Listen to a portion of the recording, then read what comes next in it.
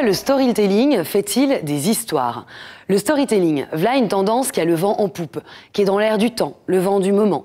Mais nombreux sont ceux qui considèrent que c'est au contraire de l'air, qui vend du vent et n'en manque pas, d'air.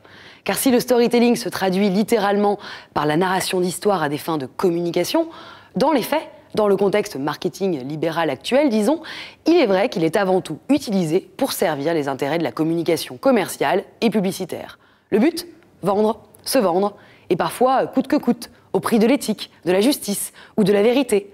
D'où son association de malfaiteurs avec le traditionnel condamné sophisme, ce type d'argumentation trompeuse dont l'ultime but est l'efficacité persuasive.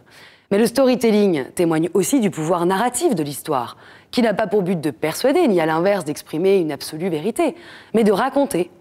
Dans son livre « Les 7 règles du storytelling », John Sadowski, coach auprès de grands leaders, livre sa vision positive du storytelling et relate notamment cette histoire. Max Dipri, l'ex-directeur général d'Herman Miller, avait, lorsqu'il était en poste, repris pour le management de l'entreprise l'histoire de l'un de ses amis. Ce dernier, qui avait travaillé dans un village au Niger à la fin des années 60, lui avait raconté que lorsque l'électricité était arrivée au village, chaque famille avait pu bénéficier d'une ampoule par case. Mais chacun était si fasciné par l'arrivée de cette petite ampoule que les grandes veillées de la tribu autour du feu et les histoires que les anciens avaient l'habitude de raconter ont peu à peu disparu. Voilà une histoire parlante, inspirante, non ? Qui témoigne justement de la force du pouvoir narratif, dont la finalité n'est point la persuasion, l'invitation à la consommation, mais le témoignage, et à travers lui, l'invitation à se prémunir, unis, des travers de l'oubli. Autrement dit, à acquérir avec raison gardée, en garde du passé, car science d'aujourd'hui sans conscience du passé n'est-elle pas ruine du demain? Voilà justement une question que soulève cette histoire.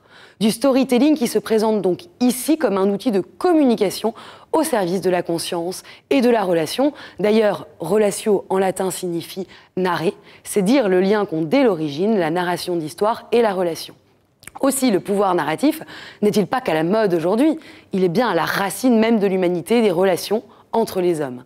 Ainsi est la finalité de cette chronique, reconnaître le bienfait de toute histoire contée sur laquelle on peut véritablement compter, dont le pouvoir de narration n'a pas pour fin la persuasion, mais bien le témoignage, le rappel, l'appel à en prendre note.